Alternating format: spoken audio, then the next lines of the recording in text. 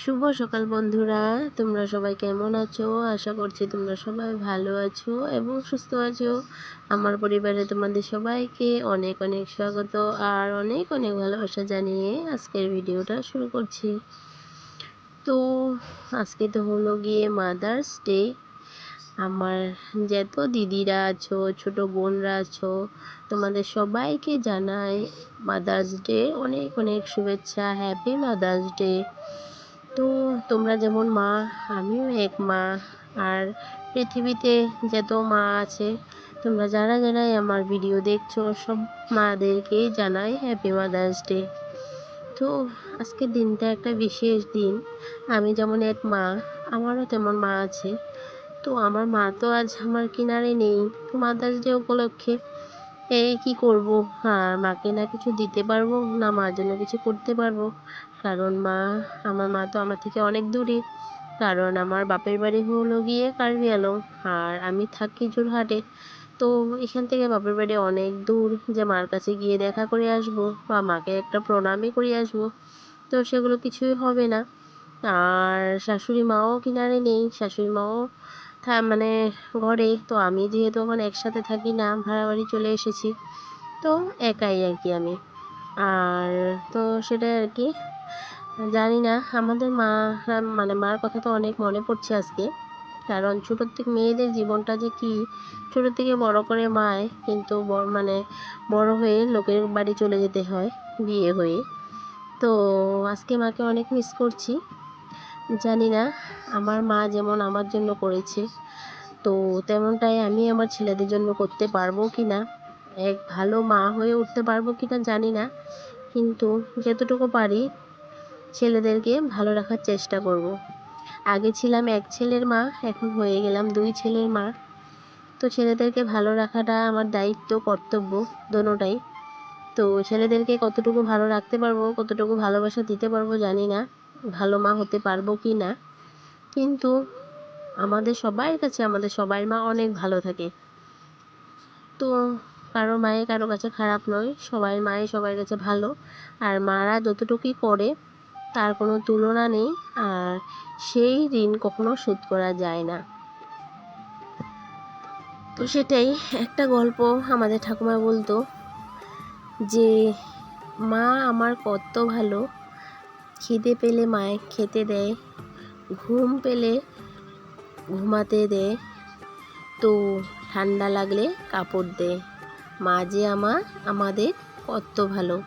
তো আমাদের ঠাকুমা খুব সুন্দর করে ছড়াটা বলতো, কিন্তু আমি পুরাটুকু বলতে পারলাম না, যেতটুকু মনে পড়েছে বললাম। তো সেটাই আর কি। ঠাকুমা খুব সুন্দর করে বলতো, দুনিয়ার সব কিছু হারিয়ে গেলে আবার ফিরে পাওয়া যায়, কিন্তু মা হারিয়ে গেলে কখনো মা পাওয়া যায় না। সত্যি এই কথাটা কিন্তু ভাবতে গেলে অনেক বড় কথা, যে মা ছাড়া যাদের যাদের মা নেই তাদের মনটাতে তারা যে কীভাবে বাঁচে, কীভাবে থাকে, তারা কি করে ভাবলে এমন হয়। সত্যি কথা, সবার মা একদিন চলে যাবে। যেমন আমি আজকে মা হয়েছি, আমিও একদিন চলে যাব। তো মা না থাকলে মানুষ বাঁচবে কি করে, থাকবে কি করে, বা আমি কি করে থাকবো যখন আমার মা থাকবে না। কখনো ভাবতে গেলে এমনটা হয় আর কি, মনের মধ্যে এরকম লাগে আর কি।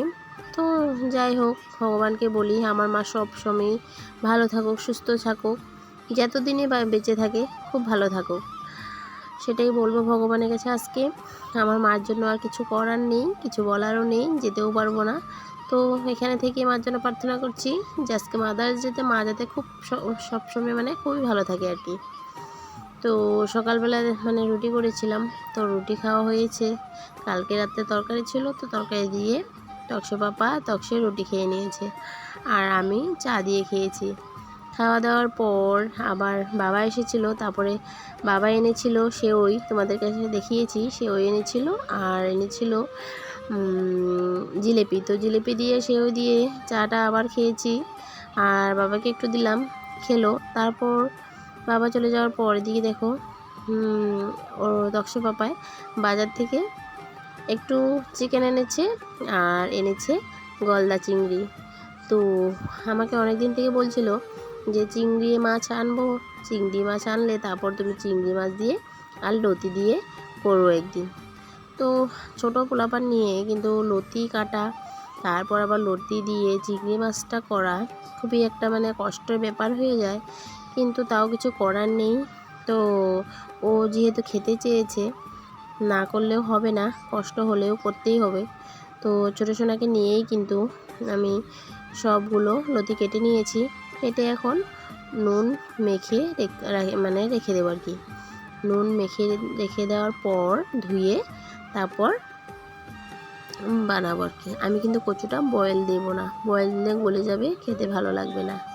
এদিকে দেখো কাঁচা লঙ্কা আর রসুন আর চিংড়ি মাছের মাথা, ওগুলো সব কিছু দিয়ে পেস্ট করে নেব। আর একটু জিরাও দিয়ে দেবো এটার মধ্যে, জিরা দিয়ে দিলে হয়ে যাবে। আর চিংড়িগুলো যেহেতু বড় বড় ছিল, তো যেগুলো বেশি বড় ছিল সেগুলো আমি পিস করে নিয়েছি। পিস করে নুন হলুদ আর সাথে দিয়েছি একটু কাঁচা সরিষার তেল, তো সেগুলো দিয়ে মাখিয়ে নিচ্ছি। তো এগুলো দিয়ে মাখিয়ে তারপর এদিকে দেখো আমি কিন্তু কড়াইটাও বসিয়ে দিয়েছি। তো তেলটাও প্রায় গরমই হয়ে গেছে, ভাজা হয়ে যাবে। তো এদিকে দেখো মাছগুলো ভাজতে ভাজতে আমি মশলাটা পেস্ট করে নিয়েছিলাম, আর এটার সাথে কিন্তু আমি জিরেও দিয়ে দিয়েছিলাম, আর কাঁচা পেঁয়াজ কেটে দিয়েছি, আর লবণ আর দিলাম হলুদে গুঁড়ো। তো সেগুলো দিয়ে ভালো করে মেখে রেখেছি। এখানে যে চিংড়ি মাছ ভাজার তেলটার মধ্যেই কিন্তু আমি এই লতিটা দিয়ে দিচ্ছি। আমি কিন্তু লতিতে কোনো রকমই জল দেব না, কারণ পেঁয়াজ দিয়ে যে মেখেছি সেই মাখার জলটাই আমি কিন্তু লতিটা দিয়ে তারপর সাথে সাথে কিন্তু ঢেকে রেখেছিলাম। আর তারপর দেখো লতির জল বেরিয়েছে আর কাঁচা পেঁয়াজের জল বেরিয়েছে, সেই জলেই দেখো লতি পুরো সিদ্ধ হয়ে পুরোটাই গলে গেছে। আর যেহেতু মানে কচি লতি আরও বেশি গলে গেছে, তোমরা দেখতেই পাচ্ছ একদমই গলে গেছে। আর মাছগুলো চিংড়ি মাছগুলো আমি দিয়ে দিয়েছি। এদিকে আমার চিংড়ি মাছ রেসিপিটা পুরোই রেডি লতি দিয়ে। তারপর এদিকে চিকেনটা মাখিয়ে রেখেছি। রান্নাবান্না কিন্তু আমার পুরোটাই কমপ্লিট। পুরো রান্নাটা তোমাদের সাথে শেয়ার করলাম না, আর পুরো রান্নাটা শেয়ার করাটা অসম্ভব, কারণ আমি সবসময়ই তোমাদের সাথে পুরো রান্না কিন্তু কখনোই ভালো করে শেয়ার করি না। রান্নার পর এদিকে মশলার কৌটোগুলো ভালো করে ঝুড়ির থেকে এক এক করে মুছে মুছে বার করলাম। তারপর পুরো ঝুড়িটা মুছে আবার এক এক করে সব ঝুড়িতে ভরে রেখে দিয়েছি, আর পুরো ঝুড়িটা উপরটা মুছে নিয়েছি। তারপরে এদিকে দেখো গ্যাস ট্যাসও কিন্তু আমার মোছা টোছা কমপ্লিট। গ্যাস ট্যাস সব কিছু মুছে মিক্সিটাও মুছে নিয়েছি, মশলা পেস্ট করেছিলাম। এদিকে দেখো আমি করেছি আজকে পাট পাতার শাক রসুন সম্বার দিয়ে, আর চিংড়ি মাছ বানিয়েছি, সেটা তো দেখেছোই লতি দিয়ে।